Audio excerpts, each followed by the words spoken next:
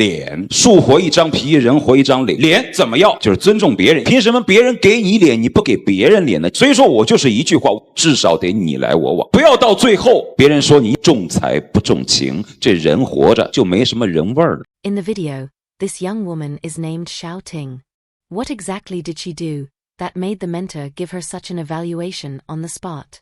人家有的赔了10万20万的呢，现在市场价都是大专是8万块钱，中专是6万块钱，本科是10万，你给我这5万块钱，你觉得多吗？你是大专是吧？对呀。 Xiao Ting and her boyfriend Xiao Chu have been in love for 3 years, during which their relationship was sweet and happy. However, just when the two were planning to step into the hall of marriage, the girlfriend's theory of setting the bride price according to educational level shocked Xiao Chu. What was even more excessive was that, before they even got married, the girlfriend had already spent every cent of the bride price given by her boyfriend, and even owed many debts outside. No matter how the boyfriend questioned the source of the money, the girlfriend refused to say a word. Unable to bear it any longer, Xiao Chu found the program team to ask his girlfriend for an explanation. So what kind of story had happened between them? As soon as he came on stage, Xiao Chu aggrievedly poured out his bitterness to the host.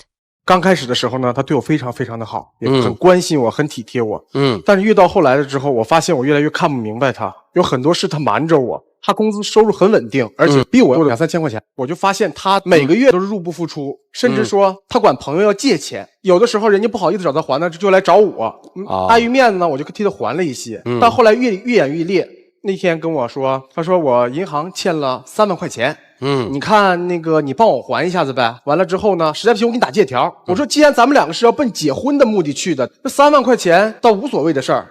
但是你要跟我说明这个钱是怎么花的。 From these words it can be seen, Xiao Chu is very sincere towards his girlfriend, and precisely because of this, he is very concerned about her various concealments. But it is indeed strange. Logically speaking, Xiao Ting's income is both high and stable, so why is she always spending more than her income each month? Where did this money go, to the point that she had to hide it from her boyfriend? 平时请客吃饭就花了，你请客吃饭需要花那么多吗？那我每笔账都要告诉你吗？那钱也还了，你得说一下去向嘛。平时上街买衣服，逛逛街，然后呢，请客吃饭呢就没了。Did she treat people to king crab every meal? This reason clearly is not convincing at all. Seeing that his girlfriend was still hiding things even on stage, Xiao Chu became more and more angry. But he also expected that his girlfriend would not tell the truth, so he did not continue to argue pointlessly with her on this matter, and directly questioned her about another incident on the spot. 正常花销行可以说得过去，那你说既然是你想跟我结婚，你怎么面对我的家人？你怎么对我父母的？ Speaking of the scene when his girlfriend first came to his home, Xiao Chu looked very angry. When Xiao Ting heard this matter, she was also full of resentment, and immediately accused him about that event. 我第一次去你家的时候，你父母怎么对我的呀？我要喝一瓶露露，你父母都不高兴。不会吧？第一次到我家去吃饭的时候，我妈妈说你喝点什么呀？她说我想喝露露。我这儿本身不喝酒，我爱喝饮料。我那个屋里什么样的饮料都有，很多。那你说就那箱是留着送礼的，那你说那么多饮料你都不喝，你就非得就盯那个露露吗？我就爱喝那个露露啊。行，最后是不是给你喝了？那也是心不甘情不愿打的。To get angry over a bottle of beverage is unnecessary. Moreover, in the end, didn't she still drink it? Why then was Xiao Ting still looking so aggrieved? Could it really be like she said, that Xiao Chu's mother treated her badly, unfriendly? Regarding this question, Xiao Chu's following words gave the answer. 你总认为我妈看不上你，心不甘情不愿，那为什么我妈又给你买衣服？第一次见面礼给了你1000块钱，对不对？ It seems Xiao Chu's mother was actually quite satisfied with Xiao Ting, otherwise she would not have bought clothes and given a red envelope. Speaking of this, seeing his girlfriend did not appreciate his mother's kindness at all, Xiao Chu could not help but feel upset, and immediately accused his girlfriend of her excessive behavior towards his mother. 最后你怎么做的？我妈妈住院了5天没露面，我给她打电话，她说的嗓子疼发炎了。那你最起码你到医院里，你戴着口罩，你去看一眼，你尽个心总可以吧？ After already meeting the parents, when the boyfriend's mother was sick and hospitalized, emotionally and logically Xiao Ting should have gone to visit. But what did she do? She simply did not show up. However, when hearing her boyfriend bring up this matter, Xiao Ting did not show any guilt, but instead shamelessly defended herself on the spot. 本来我就嗓子疼，感冒了吗？发烧，我要去了的话，传染给阿姨吗？ Listen to this excuse. She really had a full set prepared, but this still does not make sense. Even if she really could not show up in person, she could at least make a phone call to express concern. Seeing that his girlfriend still did not admit she was wrong, Xiao Chu became furious, and immediately interrupted her, directly bringing up another matter that weighed even heavier in his heart. 这些事儿行，我妈妈理解。那我想问一下，我大爷去世的时候，你为什么不来？我爸也住院了，因为他爸爸那时候有一些老年病，在医院里住院，我妈妈就说尽量就别麻烦他，露一面就可以。所以说前几天根本没用你去，我就告诉他，我说我们家是7点钟发车，你呢6点多钟的时候到这来一趟，给老人鞠个躬，代表你有孝心，而且让亲戚朋友们看一看，这是我女朋友，这是我未婚妻。结果呢，6点半了，我给打电话啊，我还在医院呢。我说这就是你6点半打车的情况下来也不赶趟了，我们不可能等你吧？你这是让我怎么面对家里？ Even now, when mentioning this matter, Xiao Chu's face was still full of anger. It's no wonder, because since ancient times, weddings and funerals have always been top priorities. For such an important event in his family, his girlfriend did not care, and acted indifferent. This clearly shows she did not value him. Anyone in his shoes would feel upset. Speaking of his girlfriend's improper behavior regarding etiquette, Xiao Chu could not help but recount what his girlfriend's family demanded of him in a similar situation. 他叔叔去世了，他爸爸告诉我随1000块钱，钱我不差，但是在我心里我就不得劲儿。我随多少是我的心意问题，你家给我定这个价码是什么意思？ This is way too much of a double standard. When the boyfriend's relative had a funeral, she didn't even show up, but when it was her own family's matter, she required her fiancé to give money, and even specified how much he had to give. That really is going too far. Hearing her boyfriend mention this matter, Xiao Ting, perhaps feeling guilty or maybe for another reason, immediately shifted the topic and criticized her boyfriend instead. 就是你抠门儿，平时跟你吃饭你就那么爱计较，那么算计，我不喜欢这样的。我觉得我们挣钱很不容易，所以说好钢使在刀刃上，该花的钱1分不差，不该花的钱1分不花。 Seeing his girlfriend even accusing him of being stingy, Xiao Chu was so angry his face turned red. Speaking of money, he could not help but pour out his grievances on the spot. 这些事儿行，我都说过去了，对吧？我俩要结婚，我家里的意思就是象征性的给5万块钱彩礼，完他家嫌少，但最后不也是给了吗？是同意了。完之后定的是我们家厨房装修，他们家就买冰箱、彩电、洗衣机这些电器。我说咱俩什么时候去选家电呢？告诉我过2天吧，等过2天有打折有促销。结果呢，打折过了，促销过了，特惠也过去了。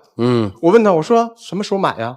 他告诉我钱花了。我说这5万块钱你怎么花的？这钱又去哪儿了？投资了。他说他把钱给朋友了，让朋友帮着炒股。我想请问你买的哪只股票涨了多少，跌了多少？这钱又去哪儿了？ My goodness, this is not something an ordinary girl would do. Spending all of the bride price money before marriage, that is too much like pre-spending the future. When her boyfriend said this, Xiao Ting's face showed complete defiance, and then she even said something that shocked everyone's worldview. 我跟你说你也不懂，反正我就把钱给朋友了。如果赚的话，大家就是一起分；赔了那就赔了。人家有的赔的10万、20万的呢。现在市场价都是大专是8万块钱，中专是6万块钱，本科是10万。你给我的5万块钱，你觉得多吗？ Well, so Xiao Ting actually feels the bride price is too little. But is it really so competitive nowadays that even bride price has to be ranked by educational level? However, for someone like Xiao Ting, who has received higher education, to still advocate this logic, really makes it seem like all those years of schooling were wasted. Even if love has a market, it is absolutely priceless. How can it be measured with money?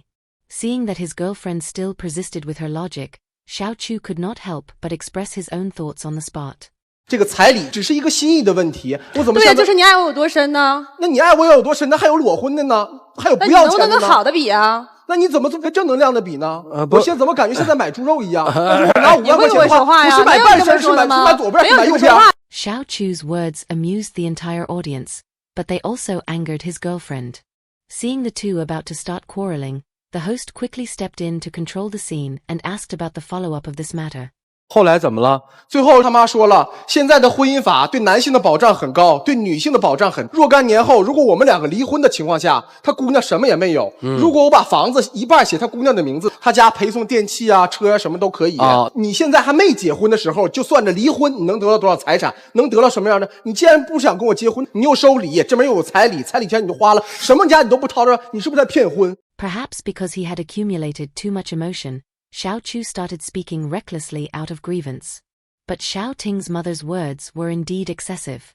How could someone who is not even married yet already be calculating how much they could get in a divorce?